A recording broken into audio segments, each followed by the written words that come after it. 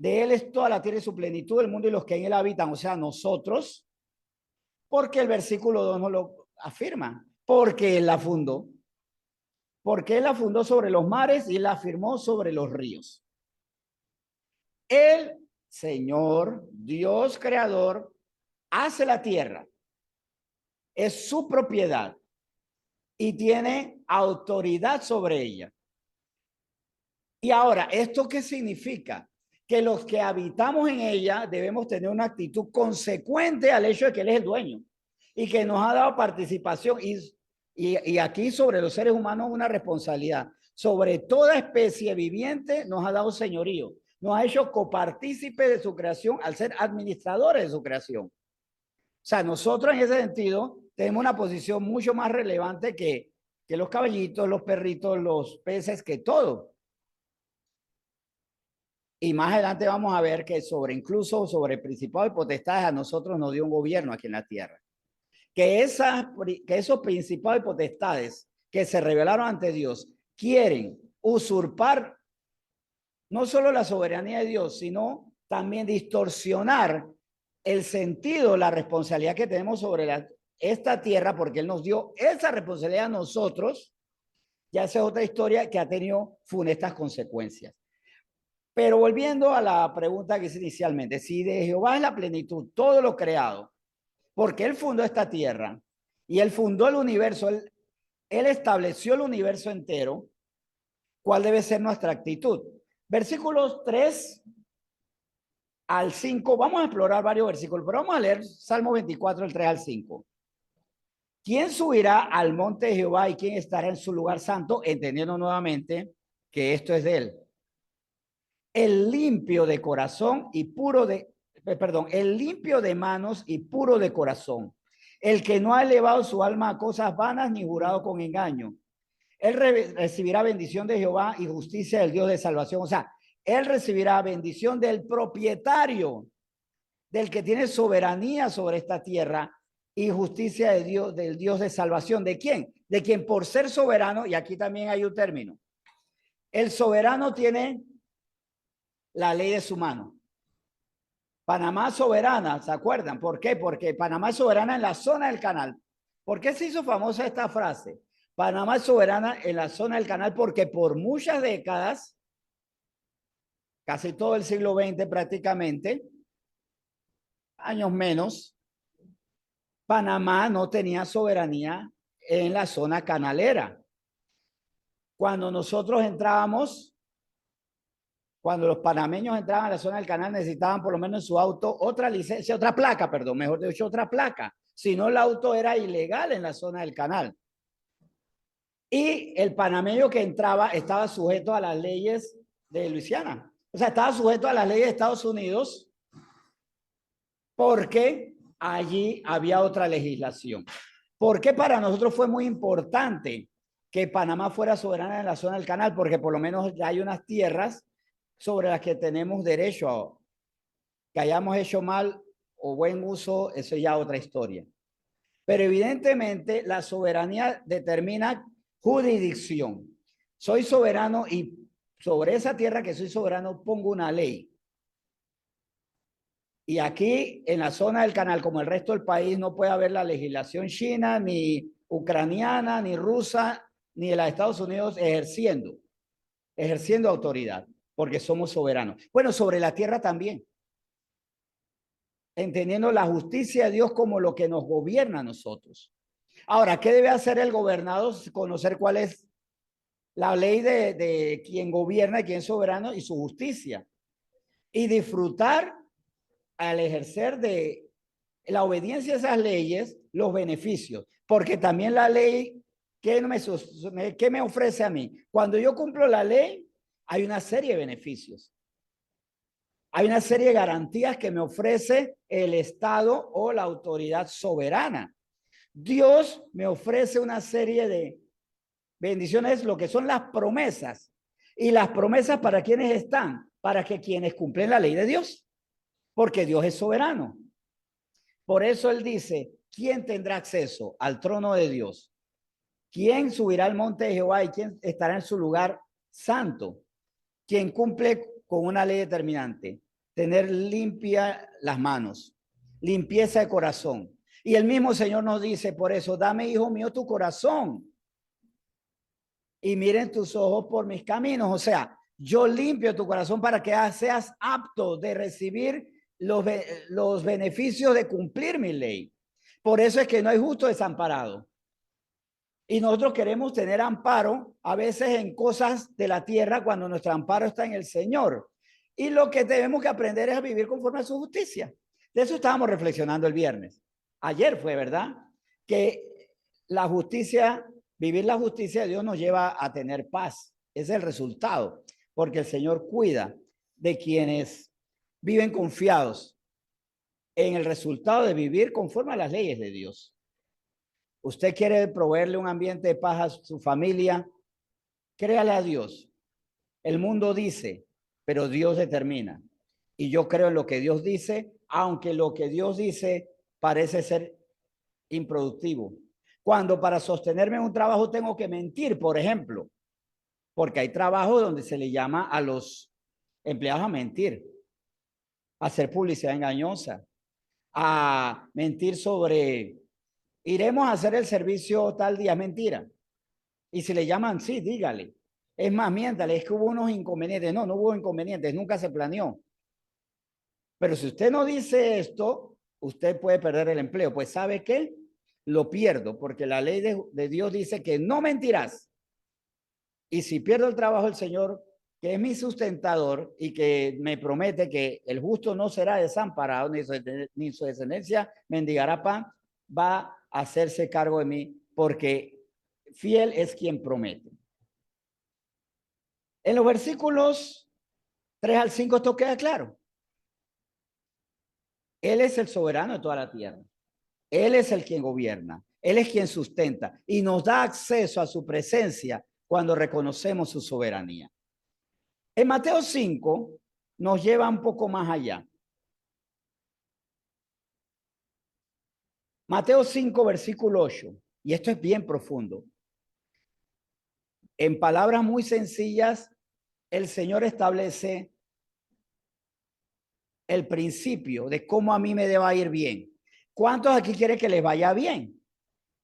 A todos, ¿verdad? Pues la fórmula es muy sencilla. Y ustedes que aspiran a una buena vida, a una vida con paz, con provisión, una vida digna, abracen Mateo 5:8 la promesa. Bienaventurados los de limpio corazón, porque ellos verán a Dios. ¿Qué es lo que limpia? Y que dijo el Señor Jesucristo, que Él nos limpia. Por mi palabra son limpios. Pero cuando la palabra me limpia, esta es una analogía, cuando el agua de la ducha me baña, cuando estoy bajo la ducha. Yo no puedo decir, no entiendo por qué estoy sucio. Hay ducha, hay agua y yo sigo sucio. Pues tal vez porque no se ha duchado. ¿Por qué todos en esta casa están limpios menos yo? Porque todos se han duchado menos yo. ¿Por qué en la iglesia todos son limpios de corazón y yo no? Porque no he sido limpiado por la palabra. Tengo que exponerme y dejar que la palabra de Dios vaya quitando la suciedad de mis pensamientos. ¿Cómo yo soy limpio? En cuanto a mis labios mentirosos, la palabra me dice, no mientas. No levante falso testimonio. Y esa palabra va comenzando a controlar, a hacerse ley en mi vida. La palabra me limpia cuando se vuelve ley en mi vida. No es de otra manera. No es escuchándola nada más. Bien nos advierte la palabra que cuidado con ser oidores de la palabra y no hacedores, porque nos estamos engañando. El que escucha la palabra y no la pone en práctica es como el que dice, por el poder de mi fe, ducha, allá esté, eche agua y yo seré limpio. No, tengo que exponerme, tengo que despojarme de la ropa sucia, de la inmundicia que es mi cuerpo y dejarme limpiar. Yo soy limpio por medio de la palabra que creo y pongo en práctica. Por mi palabra soy limpio. Solamente él dice el Señor, créame, permanezcan en mi palabra permanezcan en mí, que la palabra, mi palabra permanezca en ustedes. Y lo que pidan será hecho, tal como aquí dice, bienaventurado limpio corazón, porque ellos verán a Dios. Limpiemos nuestro corazón y vamos a ver la gloria de Dios, la manifestación del amor de Dios. Vamos a disfrutar la soberanía de Dios y voy a comprender la voluntad de Dios.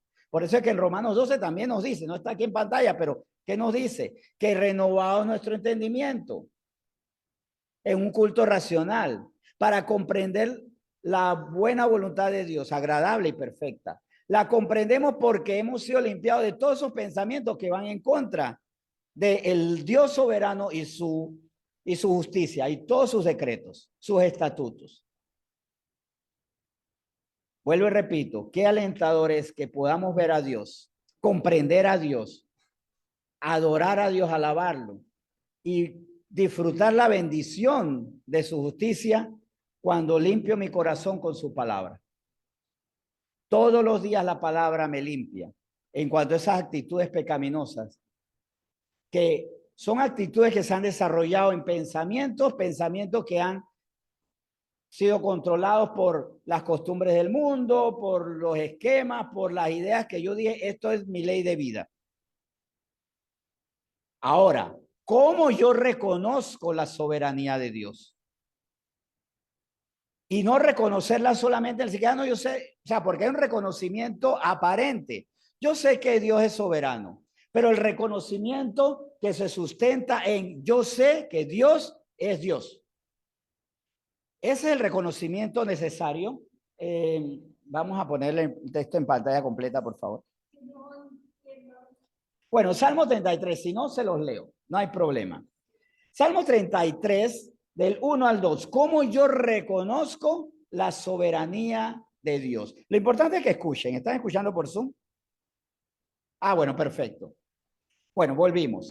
Salmo 33, del 1 al 2. Alegraos, oh justos. Y hago aquí hago un alto, por si acaso. ¿Quiénes son los justos? ¿Ah? ¿Cómo? ¿Por qué somos justos?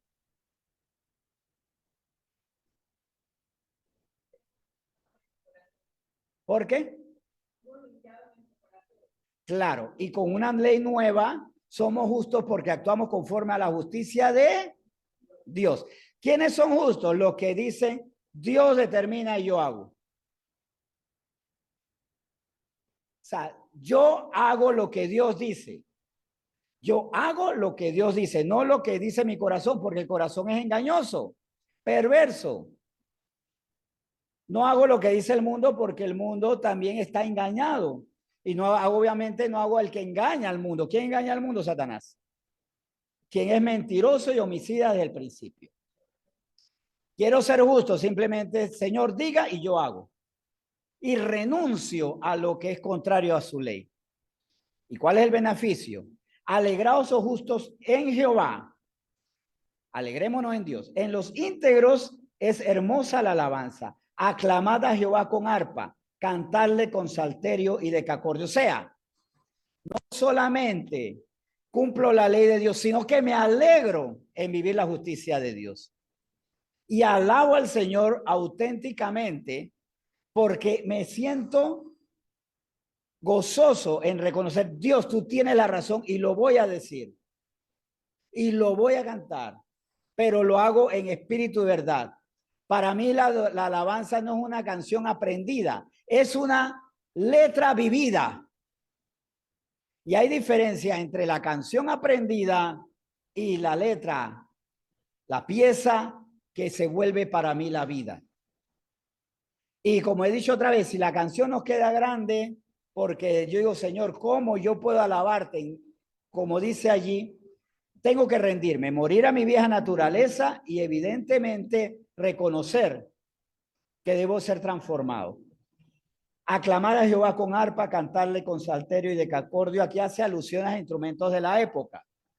Pero ¿cuáles son nuestros instrumentos? Nuestra voz, nuestras palmas. Si tiene pandereta, perfecto.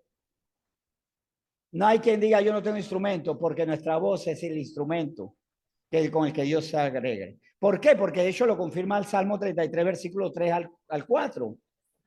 Cantarle cántico nuevo, hacerlo bien, tañendo con júbilo, porque recta es la palabra de Jehová y toda su obra es hecha con fidelidad. O sea, cantarle cántico nuevo, que sea, de hecho, el resultado de un corazón nuevo. Es que para cantar cántico nuevo, siempre que voy a cantar, tengo que cantar una nueva canción, no necesariamente. Sí, el Señor me puede llevar a hacer cántico nuevo, pero para mí la canción aprendida, la canción clásica, el viejo himno, puede ser nuevo cuando mi naturaleza es nueva, cuando lo canto con un corazón nuevo, cuando lo canto como nueva criatura. Y gloria a Dios si nos lleva a tener cántico nuevo, sí. Si en medio de la oración comienzo a hacer un cántico nuevo que el Espíritu Santo pone en mi corazón. Pero gloria a Dios también cuando la vieja canción se vuelve cántico nuevo porque lo está cantando un nuevo ser, Cristo nacido en mí. Porque en Cristo todas las cosas viejas pasaron y aquí todas son hechas nuevas. Y puedo cantar aquella vieja canción. Es más, puede ser que todas las semanas canto una canción y un sábado en particular, un domingo, un lunes, cuando canto, que se volvió palabra. Se convirtió en realidad. Porque lo que canto es lo que vivo. El canto es una manifestación, un himno de lo que es mi vida delante de Dios. ¿Y por qué lo hago con alegría? Porque recta es la palabra de Jehová. Dios es recto en todo lo que dice y toda su obra es hecha con fidelidad.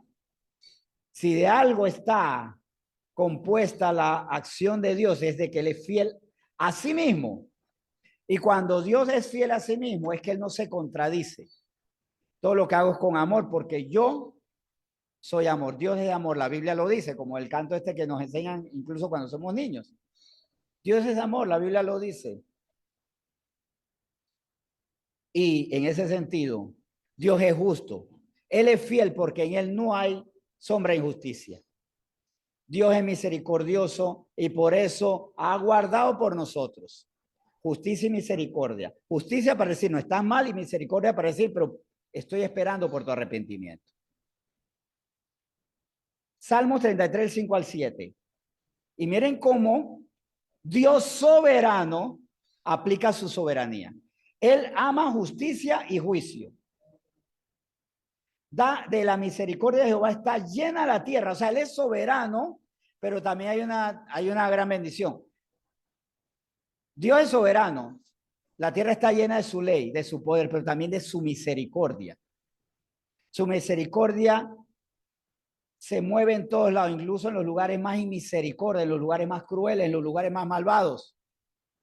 Por eso el Señor ha extendido su misericordia a esas regiones donde por ser cristianos a muchos los llevan a la muerte. Donde por la maldad, por ejemplo, ¿cuántos se convierten en la cárcel? Porque en las cárceles se manifiesta la misericordia de Dios. En las pandillas, ¿cómo se mueve la misericordia? Rescatando a muchos de la delincuencia, del despropósito. Por la palabra de Jehová fueron hechos los cielos y todo el ejército de ellos por el aliento de su boca. Él junta como montón las aguas del mar, Él pone en depósito los abismos. El Señor en su poder, todo lo coloca, todo lo hace. Queremos ver a Dios, veámoslo por medio de su creación. Cuidado, teniendo eso sí la distancia. Dios no es su creación. La creación es evidencia de un Dios creador. Porque hay lo que se llama el animismo, entonces donde todo tiene vida, todo es Dios. Panteísmo, como lo que nos vende, por ejemplo, películas como Avatar. En Avatar, la naturaleza es Dios en cierta forma, sí. Sí lo es porque la misma naturaleza se protege a sí misma. La naturaleza no se protege a sí misma. Dios tiene las leyes para que por medio de sus leyes la tierra se proteja.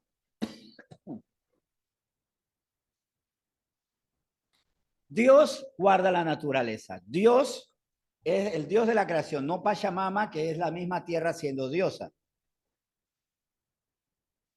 Versículos 8 al 9. Tema a Jehová toda la tierra. Claro, porque si Él es soberano, Tema a Jehová toda la tierra. Teman delante de él todos los habitantes del mundo, porque él dijo y fue hecho, él mandó y existió. Y nuevamente queda claro, la tierra es la evidencia que hay un Dios. O sea, la causa incausada. ¿Qué es la causa incausada? Lo que causó a todas las cosas, pero no fue causado por nada. ¿Por qué Dios es Dios? Porque él no tuvo que ser creado. ¿Por qué Dios es Dios? Porque no necesitó una fuerza superior. Dios es Dios porque nunca tuvo un inicio. Dios es eterno. Dios siempre ha estado y siempre estará.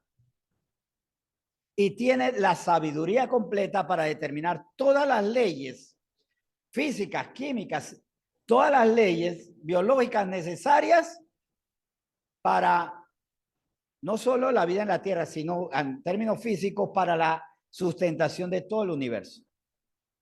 Cada vez que alguien ve por un telescopio que está viendo más allá con tecnología, la creación de Dios, más allá de lo que nuestros ojos naturalmente pueden ver. Versículos 10 al 11, Salmo 33. Jehová hace nulo el consejo de las naciones y frustra las maquinaciones de los pueblos. El consejo de Dios permanecerá para siempre, los pensamientos de su corazón por todas las generaciones.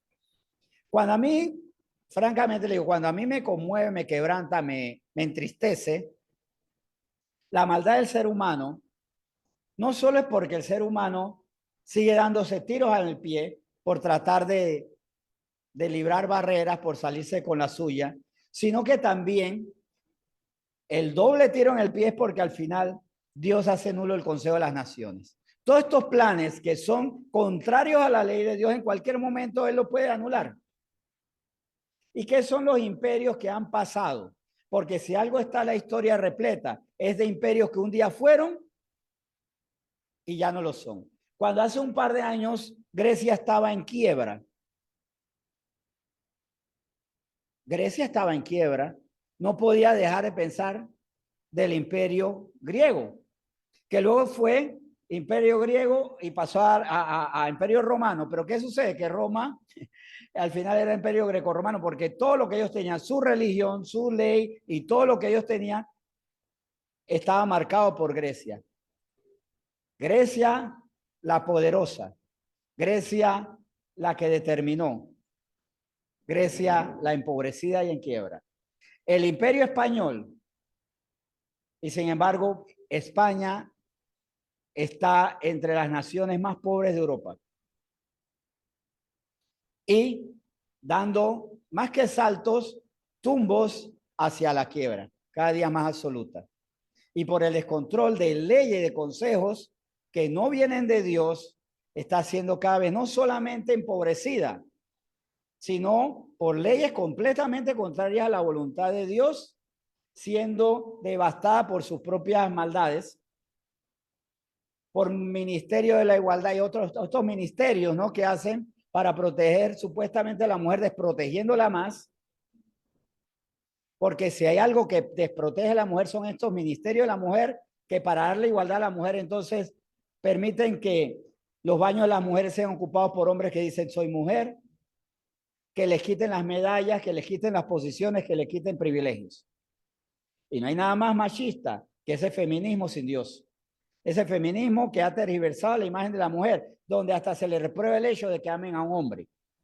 Y el feminismo de las mujeres que dentro de poco van a estar muy frustradas porque negaron el amor como un plan de Dios. Hace poco también ya me enteré leía la noticia, no recuerdo exactamente la ciudad, donde una mujer fue convencida de mutilarse pechos para convertirse en hombre. Ahora ella está demandando al doctor, a quienes le desorientaron. Y yo dije, este es el inicio. ¿Saben que van a venir más demandas contra los que con la ideología de género le dijeron a muchas mujeres mutílense? Cero senos, cero feminidad. Llénense de sustancia para convertirse en hombres y van a llover las demandas. Y también se van a dar más suicidios por causa de mujeres que por salirse del diseño de Dios van a terminar completamente frustradas. Jehová hace nulo el consejo de las naciones. Dios deja que esto ocurra para que el hombre compruebe que está equivocado. ¿Por qué Dios permite el mal? Porque aún viviendo las consecuencias persisten muchos en el mal, pero muchos son salvos. Y ahí es donde también se encuentra razón. ¿Por qué Dios permite el mal? Porque por el mal ejercido nosotros nos dimos cuenta que necesitamos el bien. Necesitamos un Salvador. Necesitamos renunciar a este mundo caído que sigue dándose tiro al pie y disparando a los pies de los demás, llevando a muchos al engaño, llevando a muchos a la ruina moral, existencial, a la ruina y el desplome de su propósito. Por eso el consejo de Jehová permanecerá para siempre y los pensamientos de su corazón por todas las generaciones. Estas son tendencias momentáneas que se van a caer porque no tienen sustento en la verdad de Dios. Estas tendencias que ahora están gobernadas, a las que le tenemos que prestar resistencia, porque estos pensamientos, estas ideologías, estas filosofías, estas pseudociencias van a pasar, pero si nosotros no nos cuidamos, se van a llevar al traste nuestra vida o la de nuestros hijos. Tenemos que cuidarla porque cuando pase ese oleaje, si no hemos cuidado a los nuestros, tal vez las olas se lo llevaron a ellos. Se los arrebataron las mentiras. Versículo 12 de Salmo 33. Bienaventurada la nación cuyo Dios es Jehová, el pueblo que le escogió como heredad para sí. Cuando llegamos al 12 es interesante haber recorrido los versículos anteriores.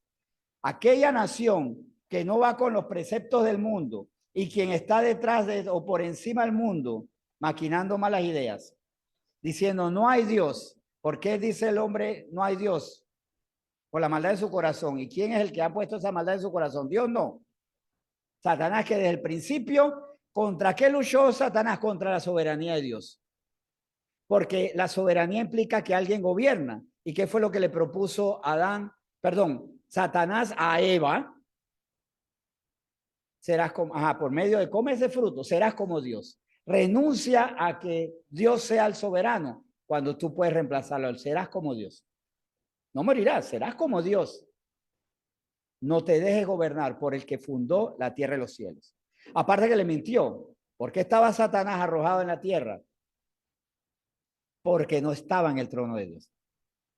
¿Y por qué no estaba en el trono de Dios? Porque atentando, pretendiendo arrebatarle la soberanía a Dios, fue arrojado él y la tercera parte de los ángeles. ¿Dónde viven la tercera parte de los ángeles? En el segundo cielo, allá donde están en las regiones celestes, principados, potestades, gobernadores de maldad. De hecho, hay dos opciones, que Satanás vive o que bien vive con ellos en la región celeste y baja a la tierra y también tiene acceso al tercer cielo, cuando él va a rendirle cuentas a Dios. Porque también dentro de eso la absoluta soberanía de Dios y la sabiduría para siempre recordarle hasta su destrucción. Yo soy Dios, tú no. Que a él le tiene que rendir cuentas. Recuerden en Job, él le rinde cuentas después de rodear toda la tierra. Bienaventurada la nación cuyo Dios es Jehová, el pueblo que él escogió como heredad para sí. Bienaventurado el pueblo que Dios escogió para él ser el soberano. Resulta que toda la tierra es de él. Ahora, en esta escogencia, él también ha levantado a hombres, ha levantado a mujeres, ha levantado a muchos desde muy jóvenes para que clamemos, Señor, hágase tu voluntad en la tierra como en el cielo. Así como en los cielos, que se haga tu voluntad aquí en la tierra. Y nuestra lucha es para que en esta nación Dios tenga cada vez más participación. Luchemos, orando, clamando por esta tierra, pero también por la palabra somos limpiados. Pues tenemos que anunciar esa palabra. Decirle a las personas, renuncia a la mentira. Esto es lo que tú estás creyendo, pero la palabra de Dios dice todo lo contrario.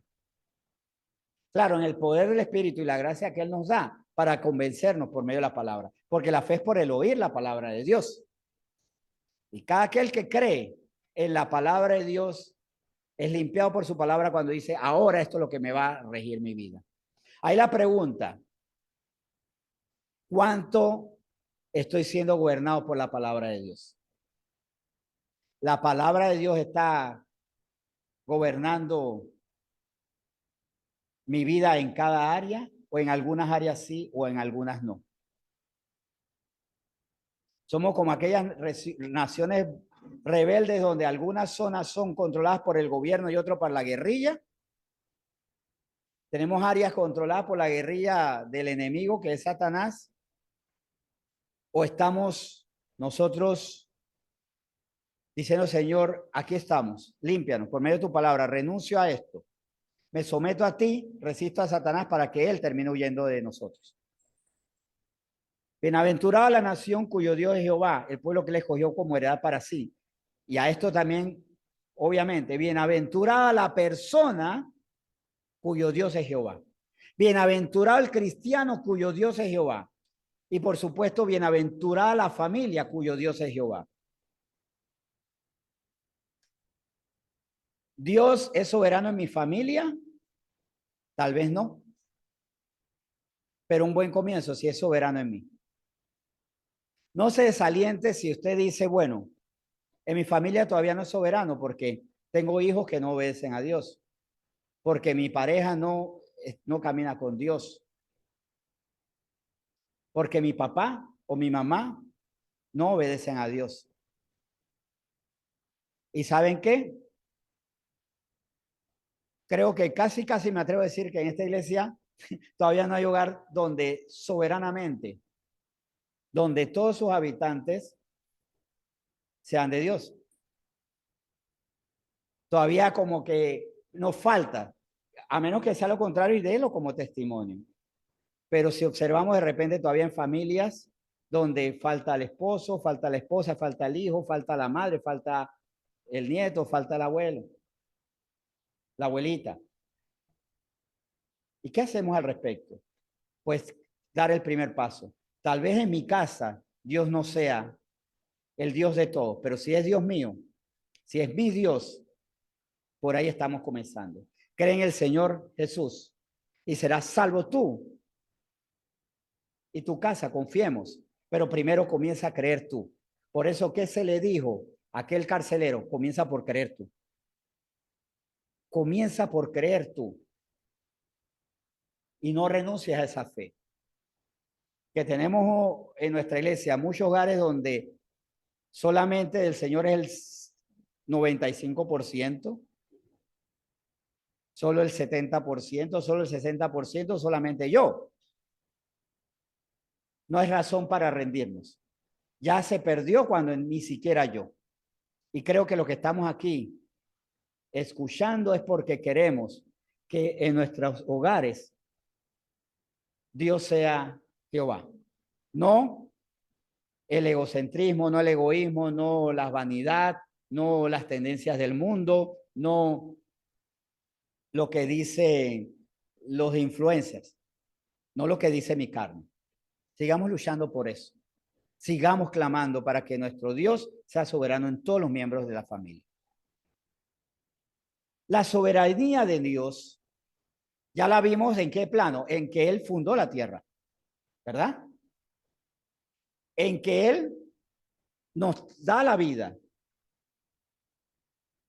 El acto de la fecundación es un acto soberano de Dios, porque el hombre y la mujer tienen relaciones y el óvulo es fecundado, pero ¿cuándo recibe el espíritu? Cuando Dios, porque el óvulo es fecundado para vida cuando recibe el aliento de vida. O sea, es una acción de Dios. Por eso es muy delicado el aborto, porque ese cigoto tiene el espíritu que Dios le ha dado, el aliento de vida. O sea, estás dándole fin. Ah, no, que es un cigoto, pues ahí ya está el aliento de vida. Ahí ya está, y en el ADN está escrito todo el diseño hasta la muerte de esa persona. Ajá.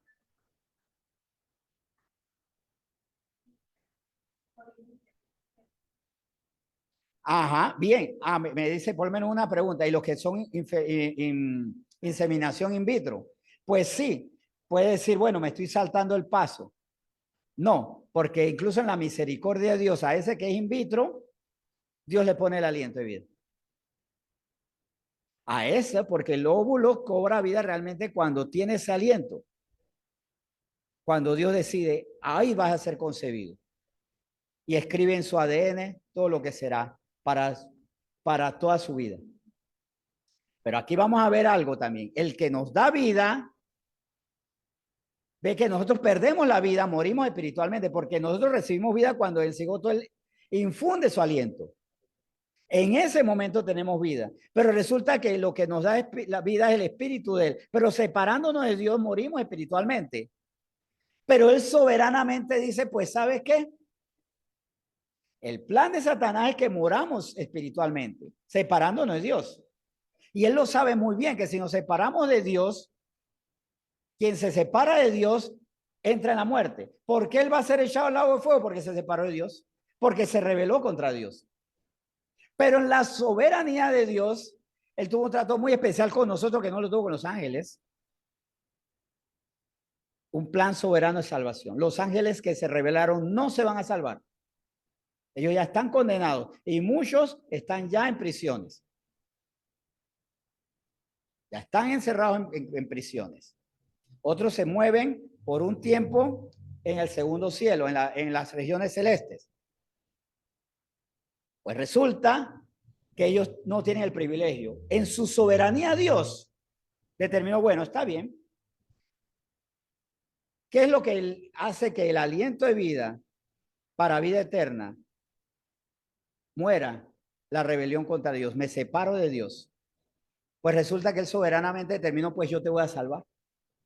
Voy a hacer contigo lo que no determiné con Satanás, ni con los ángeles que lo acuerparon en esta rebelión.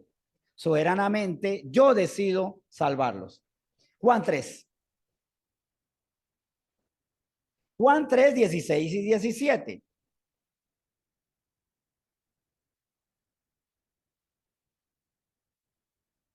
Versículo conocidísimo, Juan 3, 16. Pero vamos a sumarle el versículo 17. Porque de tal manera amó Dios al mundo que ha dado a su Hijo unigénito, para que todo aquel que en él cree no se pierda, mas tenga vida eterna. Porque no envió Dios a su Hijo al mundo para condenar al mundo, sino para que el mundo sea salvo por él. Fue una decisión soberana, nunca consultada, no fue resultado de un referéndum humano. Señor, sálvanos, preséntanos qué propuesta. Bueno, hay una que yo envié a mi hijo, otra que sigan haciendo otro tipo de sacrificio. No, fue una decisión soberana sin consultarle al mundo. Dios nunca le consultó al mundo. ¿Quieres que envíe? Él informó. ¿Y a quién le informó primero esto? A Adán, Eva y a Satanás. Porque Adán, Eva y Satanás estaban ahí cuando él hizo un anuncio soberano, que el hijo de la mujer pisaría la simiente de la mujer, anunciando con esto, hijo de Dios, pero nacerá de forma natural para que tenga una naturaleza carnal, una naturaleza humana, pero sin pecado, para vencer al pecado del hombre.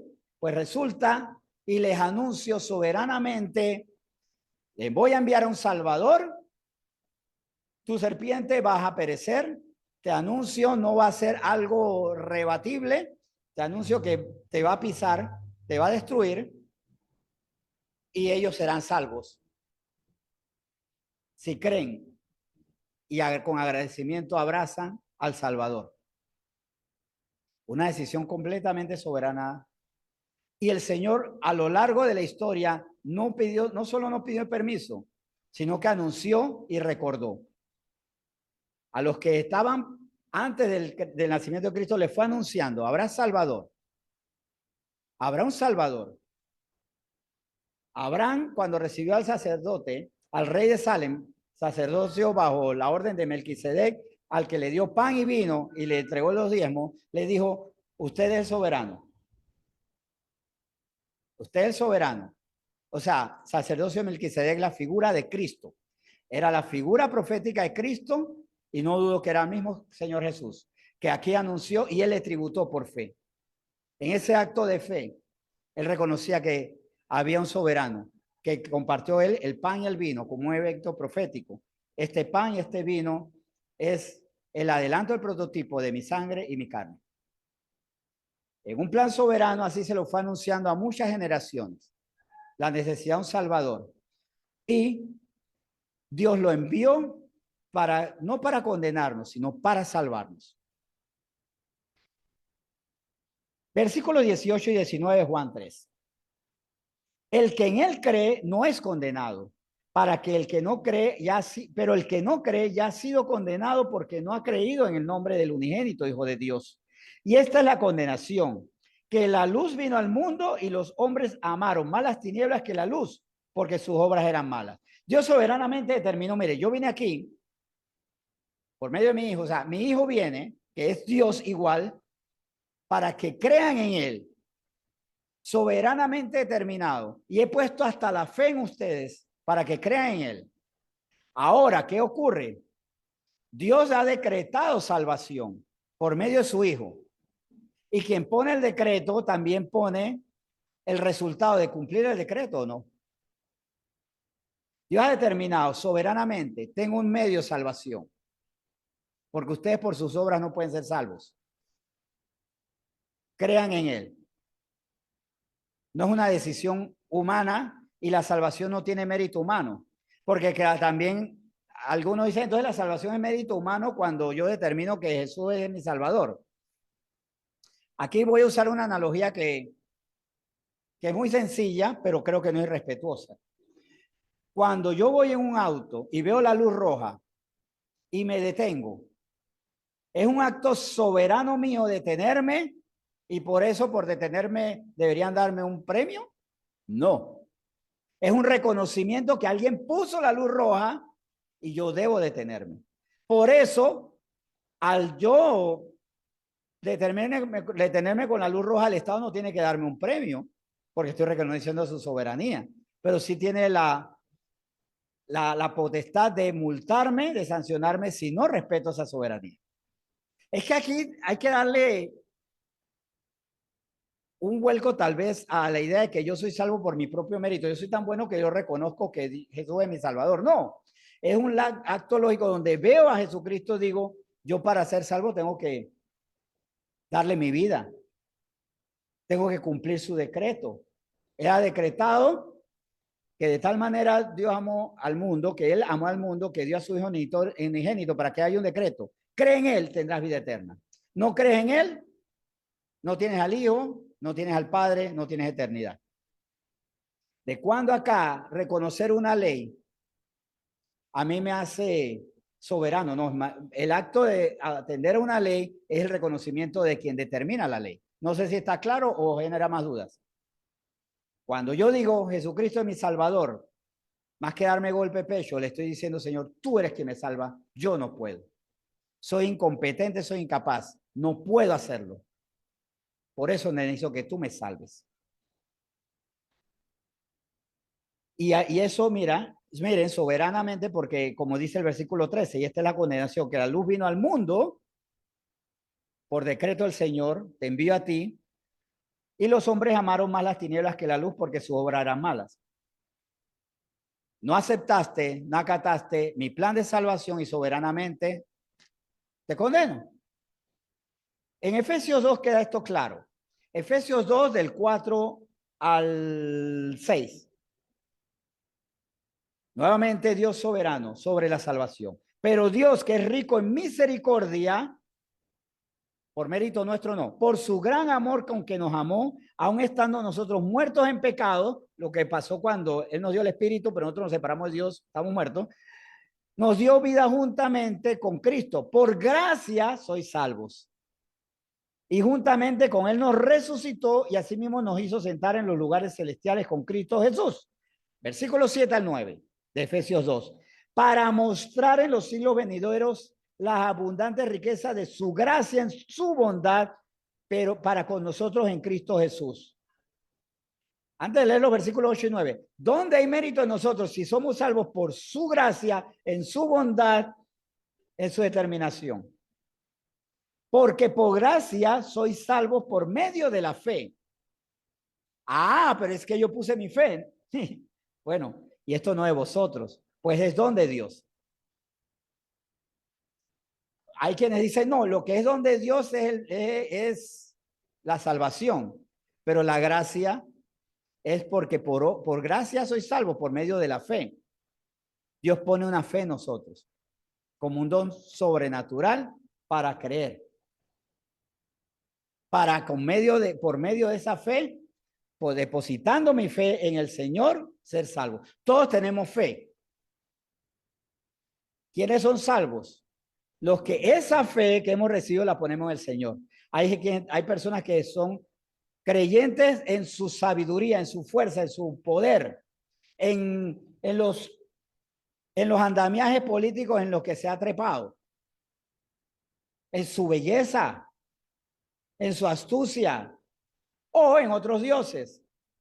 Dioses que son muy convenientes a su propia maldad. ¿Por qué en el politeísmo, en estos dioses creados por el hombre, el Dios ha hecho hombres que avalen su pecado?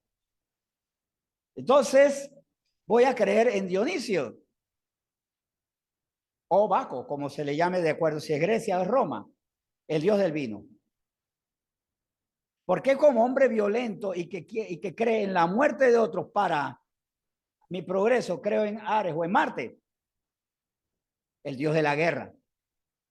¿Por qué creo en dioses que se acomodan a mi pecado? Porque teniendo la fe para creer en el Dios verdadero, justo, misericordioso, puro, prefiero hacer mis dioses porque tengo fe y tengo que creer en algo para reemplazar a Dios soberano. Y eso fue implícito en la propuesta de la serpiente antigua Satanás. Cree en ti mismo, porque si tú eres Dios, ahora vas a creer en ti, para que ya no creas en Dios. Quítale la soberanía. Pero ocultando perversamente, Satanás no le contó la historia completa, porque él le ocultó el lado oscuro pero verdadero. Tú le puedes quitar la soberanía a Dios si tú te conviertes en Dios, pero no le dijo que él había pretendido quitarle la soberanía a Dios y Dios lo echó y lo condenó. Y yo estoy convencido de algo, Satanás nos odia porque nosotros tenemos oportunidad de salvación y él no. Y nos odia tanto porque él no tiene acceso a lo que nosotros sí tenemos, a la gracia, al perdón, a la salvación, a la vida eterna. Y en ese odio homicida que tiene, porque él ha sido homicida desde el principio, nos quiere convencer de renunciar a la soberanía de Dios para sumarnos a su destrucción. Nos odia, nos detesta. Y estoy algo convencido, nos envidia. Él nos envidia. Porque el principio de la envidia es el de un corazón malvado que dice, lo envidio porque va a tener algo que yo nunca voy a poder tener. Lo envidio porque no tengo la oportunidad de recibir esto que quisiera tenerlo. Claro, el corazón puro sabe que no puede tener otras cosas. El de puro corazón que es ciego, pero por un corazón puro no envidia a los que ven. Pero como el corazón de Satanás está envenenado por el odio, por su maldad, por su vanidad, él nos odia. Pero también nos tiene envidia. No tiene salvación, nosotros sí. ¿Y qué hace el envidioso? Quitar al quien él envidia lo que tiene. Por eso el que envidia a su amigo que tiene una esposa bonita, quiere quitarle la esposa. O la enamoro o comienzo a romper su relación. Cuidado, esa mujer es mala, esa mujer es mentirosa, rompe con ella. Para que se separe. El que tiene envidia del que posee dinero, o le trata de quitar dinero, o trata de que vaya a la ruina. Es más, tal vez disfrute más que el hombre que en la ruina a que le dé dinero, porque le da dinero, pero siempre va a sufrir el hecho de que el hombre tiene dinero y él no. ¿Y de qué se va a alegrar? De su ruina. Satanás nos envidia tanto que por eso él quiere que nosotros perdamos lo que él nunca va a tener. Y como dice el versículo 9, ¿por qué somos salvos? No por obras, para que nadie se gloríe. Decreto soberano para salvación. Ahora, hay muchos versículos que hablan de un decreto soberano para salvación, pero a mí me gusta ver ese decreto en Romanos 10. Romanos 10 nos dice, Dios decreta la salvación. Y si yo cumplo este decreto soberano de Dios, voy a ser salvo. Romanos 10 del 8 al 10. Mas, ¿qué dice? Cerca de ti está la palabra en tu boca y en tu corazón. Recuerden que la palabra es la que nos limpia. Cerca de ti está la palabra en tu boca y en tu corazón. Esta es la palabra de fe que predicamos. Y aquí viene el decreto, 2 puntos. Que si confesares con tu boca que Jesús es el Señor y creyeres en tu corazón que Dios le levantó los muertos, serás salvo. Porque con el corazón se cree para justicia, pero con la boca se confiesa para salvación. Decreto de Dios. Cree en mi hijo, envío a mi hijo, yo decidí enviar a mi hijo, se lo anuncié a Adán, Eva y a la serpiente, diciendo a Adán y Eva, en él hay salvación, serpiente, usted ya perdió, va a ser destruida. Y ahí se fue anunciado generación tras generación para que yo cumpla lo estipulado en secreto. Cree en él, cree y confiesa que si confesares con tu boca que Jesús es el Señor, diciendo Jesús es Dios, es el Señor, es Dios, y creyeres en tu corazón, no lo digo solamente como una línea de un actor de teatro de cine, lo digo creyéndolo. Creyendo en tu corazón que Dios le levantó los muertos, serás salvo. ¿Y por qué le levantó los muertos? Porque la muerte no le podía retener y porque él a través de ser levantado la muerte iba a vencer a la muerte. Y al vencer a la muerte, la muerte ya no tiene dominio de nosotros. La muerte será un tiempo hasta la resurrección. Y muchos no veremos la muerte si viene antes el rapto. Y seremos arrebatados. Pero los que no, la muerte no es la derrota, es la pausa para luego la resurrección. Porque con el corazón se cree para justicia, pero con la boca se confiesa para salvación. Dios decretó en su soberanía, te pongo aquí el camino del bien y el mal. Camino del bien para salvación, el camino del mal para destrucción. ¿Cuál es el camino del bien? Reconoce que necesita salvación y que yo envié a mi hijo para que creyendo, entregándole tu vida a él, sea salvo. Di que no, que él no es el Salvador. Pero dentro de esto voy a deshilar un poco. Solamente se perderá la salvación aquel que dice, mentira, no hay Dios, Jesús nunca existió. No. También estarán aquellos que profetizaron en su nombre echaron fuera demonios, en su nombre anunciaron la palabra, pero nunca se convirtieron en nuevas criaturas y siguieron siendo hacedores de maldad. Que nosotros pecamos por nuestra debilidad, por nuestra imprecisión, porque todavía estamos en ese proceso de restauración, lamentablemente sí, pero tenemos la naturaleza de quien por confesar sus pecados, Dios le perdona y es limpiado de pecado. Y yo sé que alguien da evidencia de salvación. Yo no me atrevo a decir quién es salvo, evidentemente, pero hay muestras claras en que se está purificando, en que no siguen su vieja manera de vivir. Y esto lo digo con mucho cuidado. ¿Cómo yo sé que soy salvo? ¿Soy la misma criatura de antes? ¿Estoy anhelando ser como Cristo? Si hay ese ferviente anhelo de ser como Cristo, al infierno van a ir muchos que oraron muchísimo para que Dios fuera su sirviente, porque no fueron nunca del Señor. Por eso si confiesa con tu labio que Jesús es el Señor, es el que determina tus pasos, quien determina tu vida. Ese es salvo. El que renuncia a ser su propio gobernante. Dice, Señor, ahora enséñame a ser como tú. Quiero ser manso y humilde de corazón como tú, porque tú mismo dijiste, sea manso y humilde de corazón como yo. No ya más desobedientes, soberbios, altaneros y vanidosos. Renuncien a eso. Y lamentablemente muchos dirán, pero ¿cómo si me la pasé orando a Dios? Me condeno porque nunca le oraste a Dios. Le hablaste a quien tú considerabas tu siervo. Por eso para mí es terrible creer en yo decreto y Dios hace. Yo hago pacto y el Señor obedece a mi pacto. Yo determino, invierto para que el Señor me tenga que multiplicar y el Señor me tiene que multiplicar. Quien tiene una relación con Dios donde Dios no es su Dios, sino su subalterno, no es salvo. Cuando le entrego mi vida completamente al Señor, reconociendo que Jesucristo es mi Salvador y por eso Él venció a la muerte, porque Él es mi Salvador, ya no doy mérito a mis obras y más bien mis obras son la evidencia que soy una nueva persona, entonces soy salvo. Y cuando amo ser nueva criatura. Y cada vez me gusta menos lo que fui. Y cuando me invitan a ser lo que era, lo rechazo. Si hoy me invitan a ser lo que era,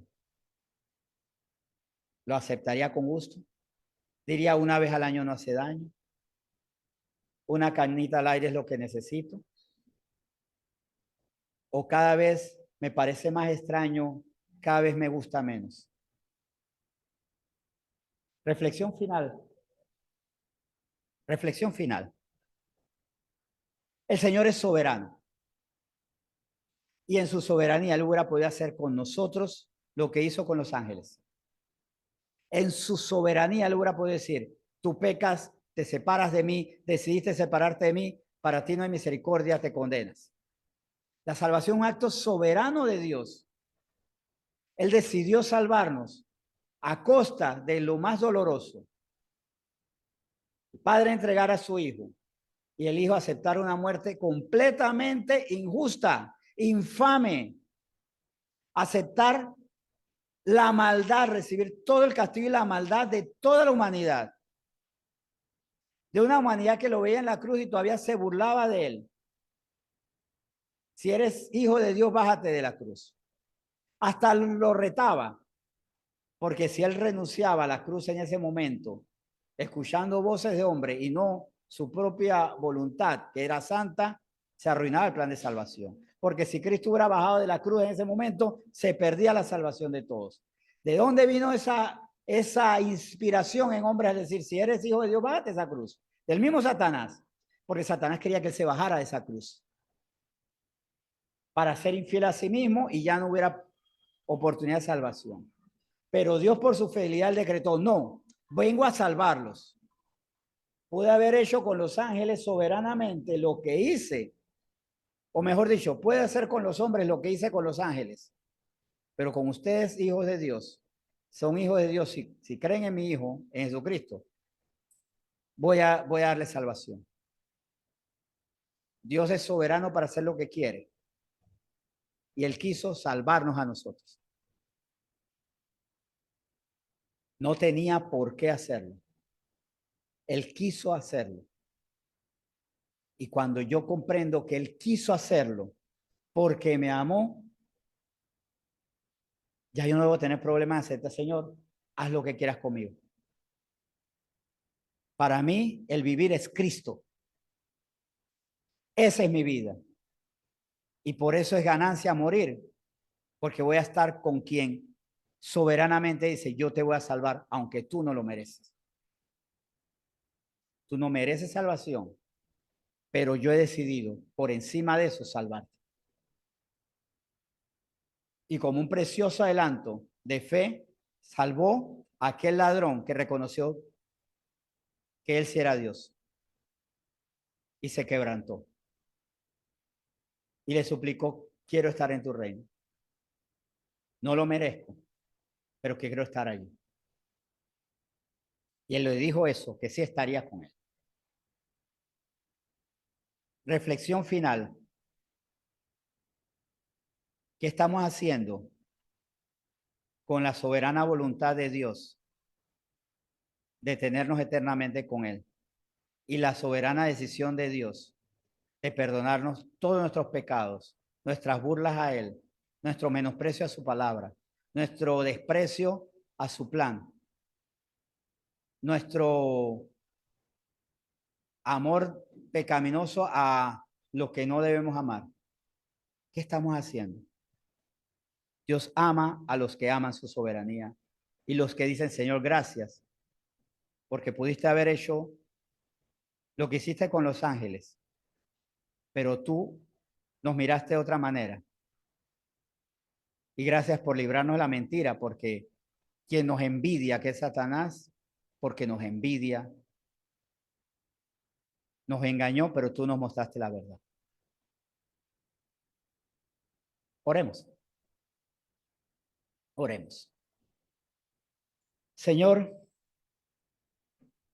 gracias porque tu soberanía está por encima de nuestra maldad, de nuestra infidelidad. Tú soberanamente dijiste en el momento en que Adán y Eva quisieron separarse de ti, porque les gustó la idea de ser sus propios dioses y ya no someterse a ti. No someterse a ti disfrutando los privilegios de vivir en la tierra que tú le habías dado. Y tú decidiste tener misericordia de ellos. Y qué terrible cuando nosotros despreciamos tu soberanía, porque despreciamos tu ley, pero queremos vivir bajo tus privilegios. Porque no somos aquellos que decimos, bajo tu ley no quiero y me voy de esta tierra, me voy de aquí.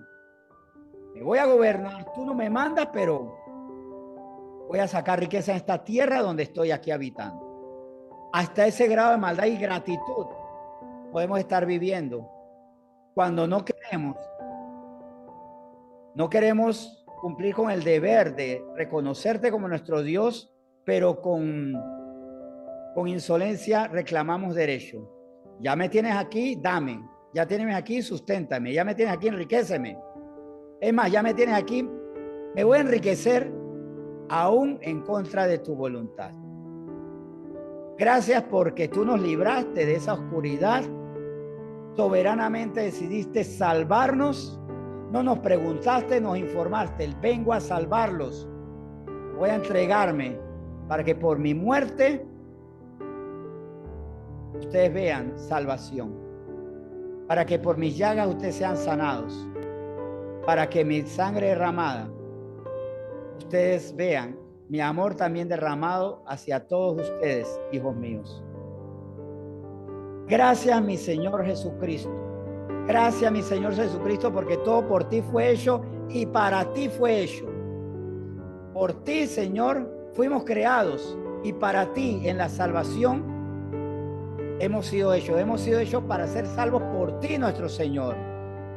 Gracias por salvarnos. Gracias, Señor. No merecemos esta salvación, pero tú nos la regalaste. Gracias. Bendito eres, nuestro Señor. Gracias nuevamente por salvarnos.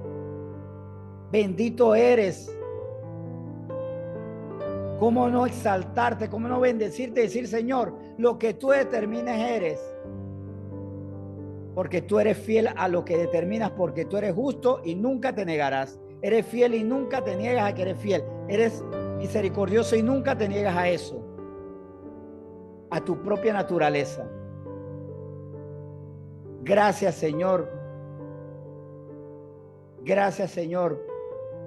Gracias por ser totalmente fiel a ti mismo. Y gracias porque ante los infieles que somos nosotros, tú dijiste, no tomaré en cuenta en primer término su infidelidad, porque es obvia, sino mi fidelidad a ser salvo y a ser salvo a estos infieles, a salvarlos para que estén conmigo, para que no caigan en las mentiras de aquel que por envidia me quería destronar y no pudo, y aquel que por envidia a nosotros nos quiere llevar con él, que es Satanás, a su destrucción. Gracias por enseñarnos también no hacerle caso a quien nos envidia, que es Satanás, y más bien rendirnos a ti, que nos amas y no tienes pensamientos malévolos, impuros, destructivos contra nosotros.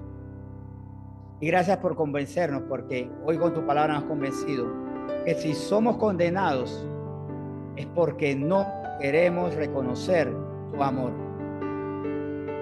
Señor, gracias por enseñarnos, advertirnos, corregirnos y por llevarnos a tener que tomar una decisión, rendirnos a ti. Tú mandas, Señor. Siempre has mandado y recompensarás a quienes con justicia dicen, tú mandas, tú gobiernas, tú eres y serás. Hoy te bendecimos a ti, nuestro Señor, el Rey de toda la tierra, el soberano, nuestro soberano Salvador. Gracias por soberanamente salvarnos. Hoy te bendecimos, dándote nuevamente muchas gracias, en nombre de quien soberanamente también llevó su cuerpo a la cruz, nuestro Jesucristo Salvador. Amén.